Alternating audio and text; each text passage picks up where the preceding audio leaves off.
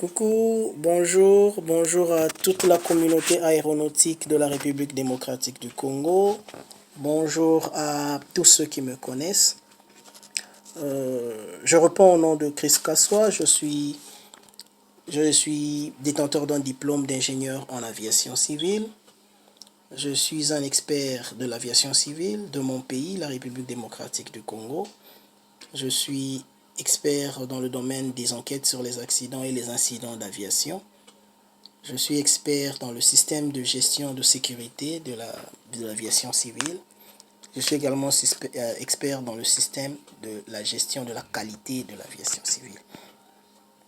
En fait, c'est dans cette étiquette, je vais intervenir sur le crash qui est survenu à l'aéronef de type Antonov 72 en République démocratique du Congo. J'aimerais bien éclaircir l'opinion que l'intervention que je suis en train de faire est purement personnelle. Ce n'est pas en tant qu'enquêteur. Bien que j'ai travaillé pendant 5 années au Bureau permanent d'enquête accident de la République démocratique du Congo, le BPEA, en tant qu'enquêteur senior. Maintenant, je suis aux États-Unis d'Amérique pour ma spécialisation dans le domaine de la maintenance des aéronefs.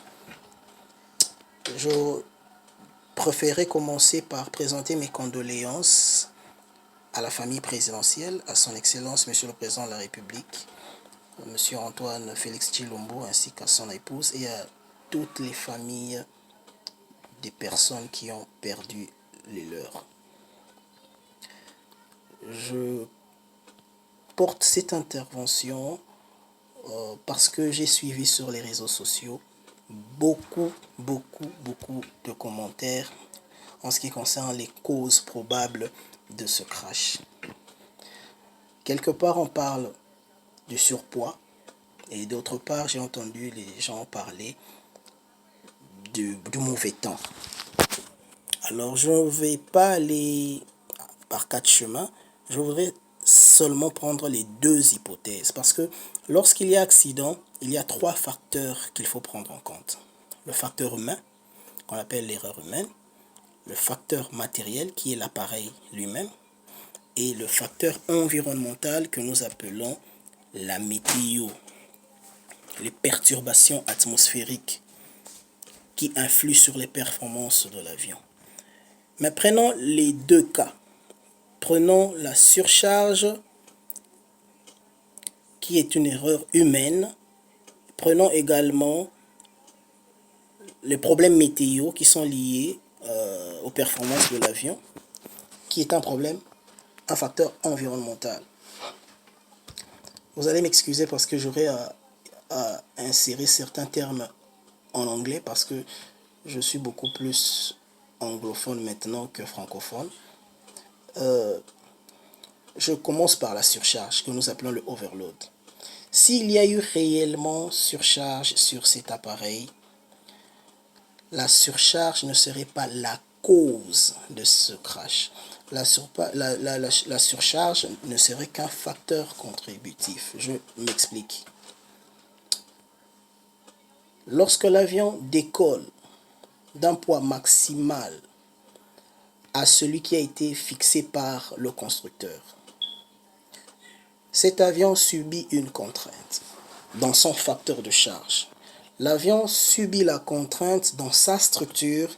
L'avion subit la contrainte au niveau des moteurs en croisière, en montée, tout comme en descente.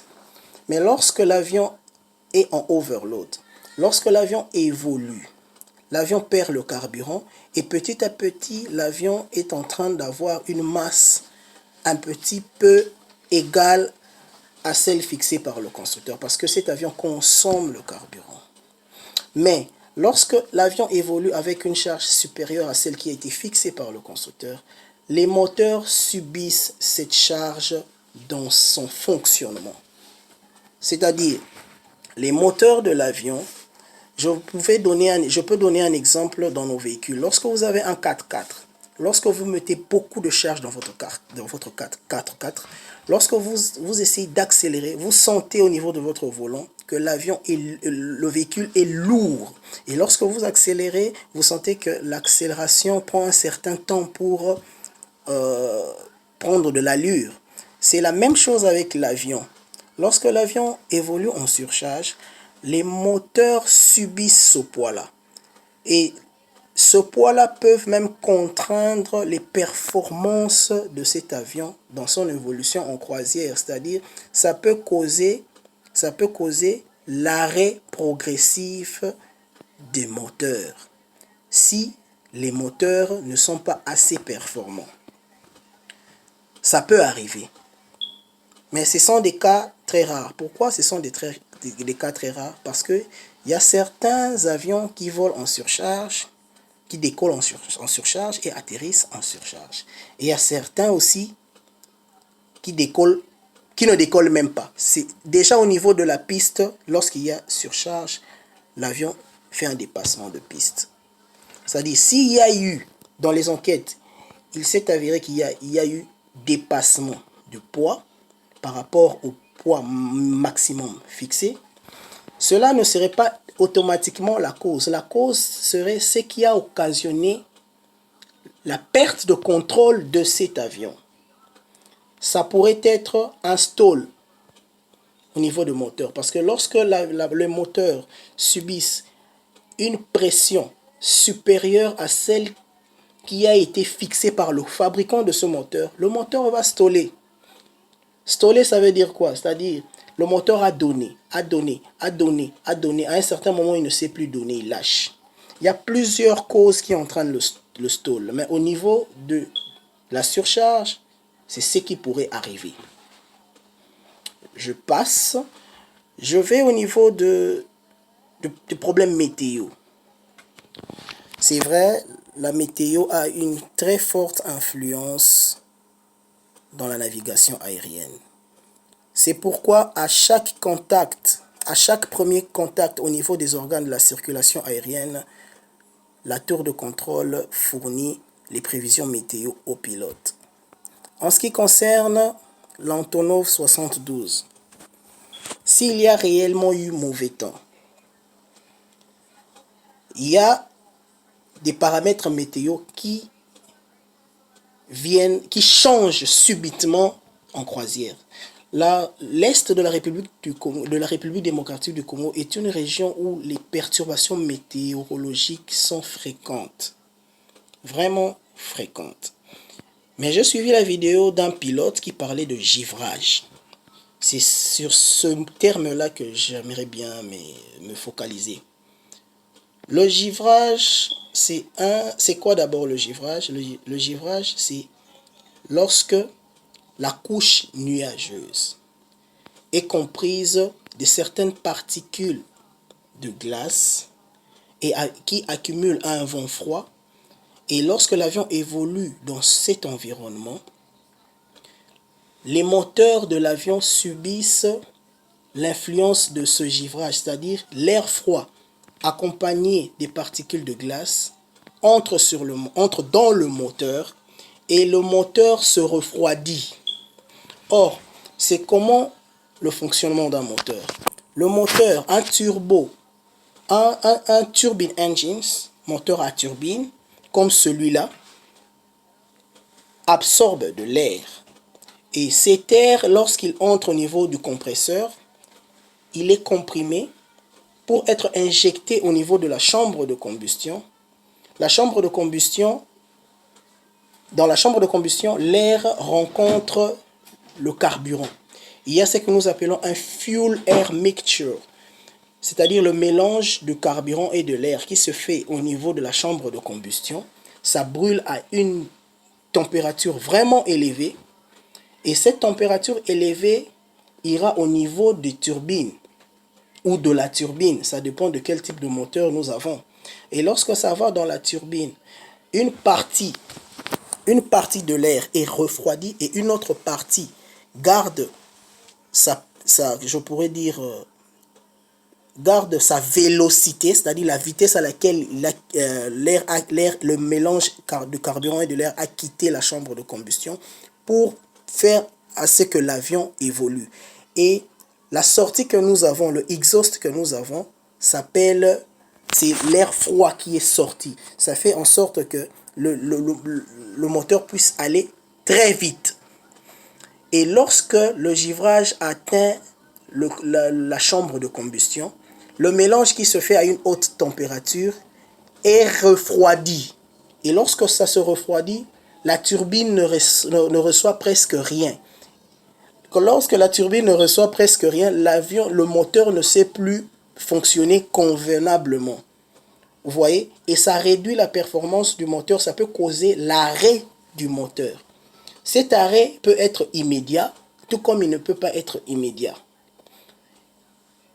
Le givrage atteint aussi ce que nous appelons les dispositifs hypersustentateurs, les flight control.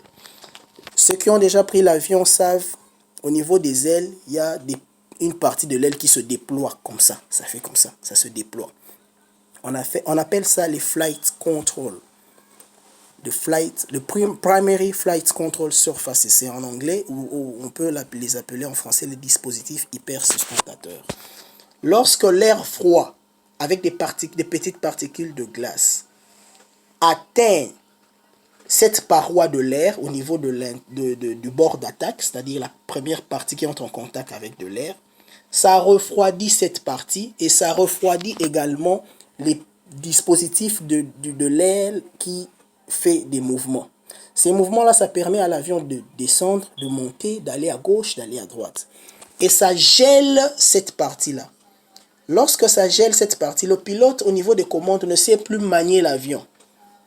Et le pilote va perdre le contrôle de l'avion. L'avion va amener le pilote n'importe comment jusqu'à aller tomber quelque part.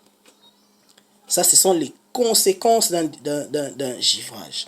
C'est-à-dire, les avions modernes ont ce que nous appelons un anti-ice system.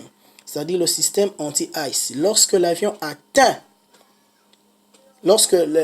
l'air froid atteint le moteur, ou soit lorsque l'air froid atteint les ailes de l'avion, il y a un système automatique ou un système manuel que le pilote actionne pour chauffer le moteur au niveau de la partie extérieure pour que cet air froid, les particules de glace qui refroidissent le moteur ne puissent pas influencer le fonctionnement, le système hydraulique du moteur.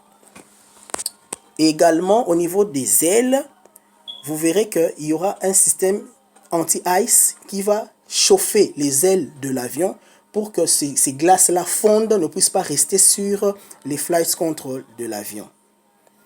C'est pourquoi vous voyez les avions modernes évoluer à grande distance et à des grandes altitudes. Avec ce système anti-ice, ils arrivent à voler dans des conditions un peu compliquées. Mais pour le cas de notre Antonov 72, je ne pense pas que cet avion possède le système anti-ice, c'est-à-dire lorsque cet avion subit le givrage, qu'il soit capable de chauffer les ailes de l'avion et de chauffer le moteur dans sa partie extérieure, c'est-à-dire l'air que le moteur absorbe ne soit pas assez froid pour perturber le système de fonctionnement du moteur. Je ne pense pas que cet aéronef ait ce dispositif anti-ice system. Alors, s'il y a réellement eu givrage, cet avion ne serait pas épargné.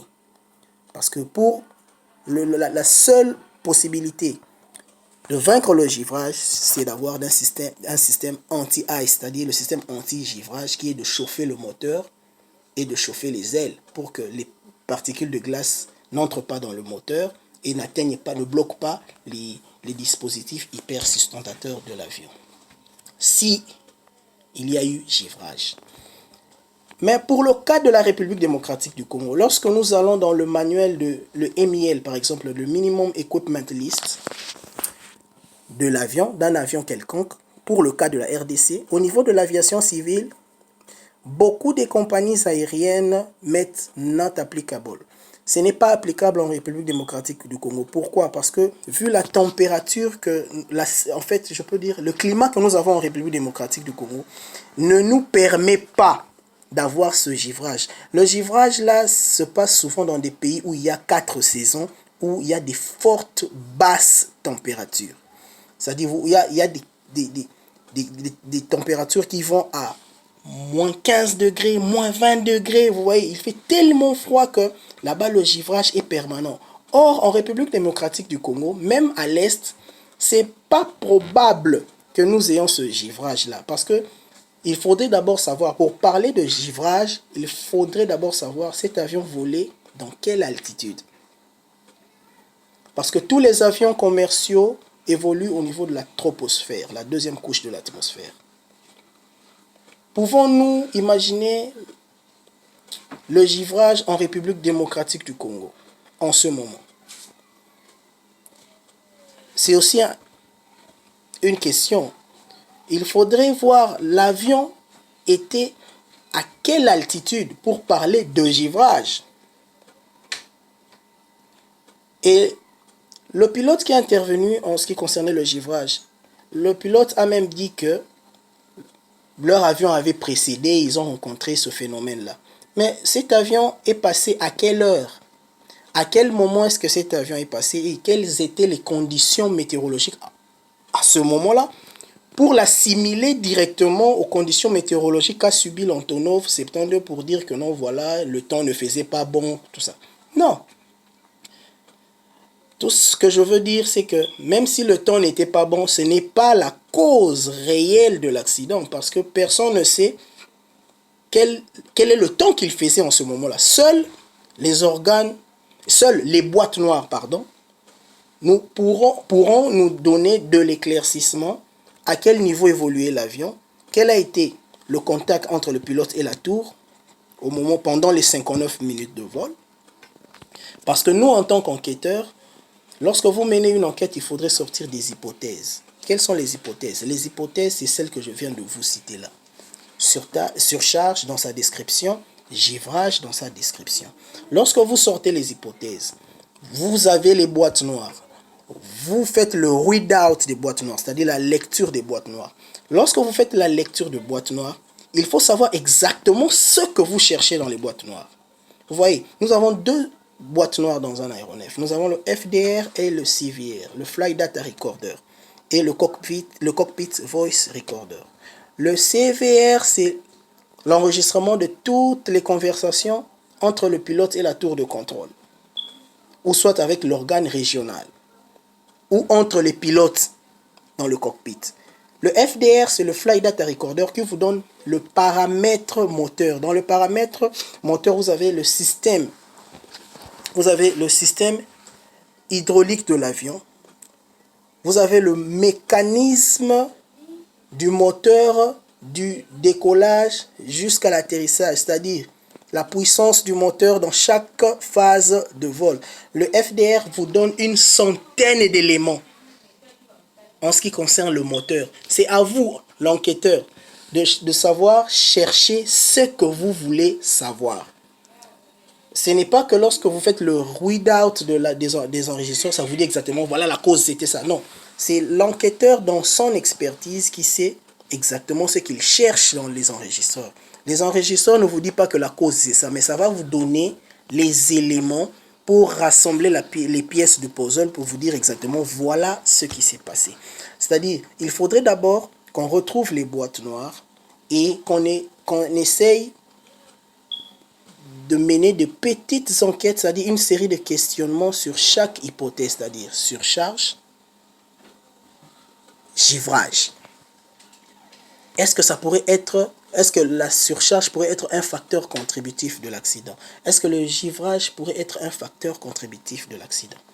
Ça ne pourrait pas être des causes de l'accident. J'insiste, ce ne sont pas des causes parce qu'aujourd'hui, dans les enquêtes, nous ne parlons plus de surcharge comme cause de l'accident, non. Pourquoi est-ce qu'il y a eu surcharge et qu'est-ce que la surcharge a entraîné? C'est-à-dire, la surcharge a entraîné par exemple l'arrêt du moteur gauche de l'avion. Mais qu'est-ce qui a causé l'arrêt du moteur gauche de l'avion? Insuffisance du mixage de l'air et du carburant au niveau de la chambre de combustion. Insuffisance du système hydraulique au niveau comment je peux dire, j'ai oublié le nom en anglais, comment on peut dire, au niveau au niveau du système de l'exhaust système, voilà. Vous voyez, il y a beaucoup de paramètres que les boîtes noires vous donnent. Les boîtes noires, en fait, le FDR, le Flight Data Recorder, vous donne pour savoir exactement ce qui s'est passé. Alors, je ne voudrais pas que vous continuiez à vous focaliser sur le problème météo, sur la surcharge, non. Comme c'est un avion militaire, il faudrait que l'armée ait des bons enquêteurs, des enquêteurs qualifiés, des enquêteurs chevronnés pour savoir exactement ce qui s'est passé. Nous avons entendu parler qu'il y a une cellule de crise et une équipe d'enquête qui est mise en place pour investiguer. Nous attendons les résultats de l'enquête. Ce sont les hypothèses que je vous ai données en tant qu'expert dans le domaine des enquêtes pour voir ce qui a peut-être causé ce crash. J'aimerais aussi survoler l'aspect facteur humain.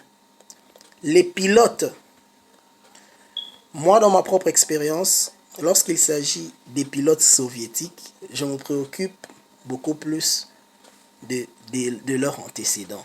Vous savez, tout expert dans le domaine de l'aviation civile sait comment est-ce que se comportent les pilotes soviétiques. Ce sont les trop de vodka. Trop de vodka. Je ne dis pas que les pilotes qui pilotaient cet avion-là avaient bu, mais de réputation déjà, on connaît qu'ils sont beaucoup plus des buveurs. Il faut suivre l'antécédent de ces pilotes. Avant le vol, qu'est-ce qu'ils ont fait avant le vol? La semaine avant le vol, voire même le mois avant le vol. Voir la qualification de ces pilotes. Consulter la fiche d'entretien de cet avion. J'ai des photos sur le overall qu'on faisait à cet avion à Kinshasa. Je vous dis, c'était pas fameux. C'était pas fameux du tout. Le système d'entretien est à revoir.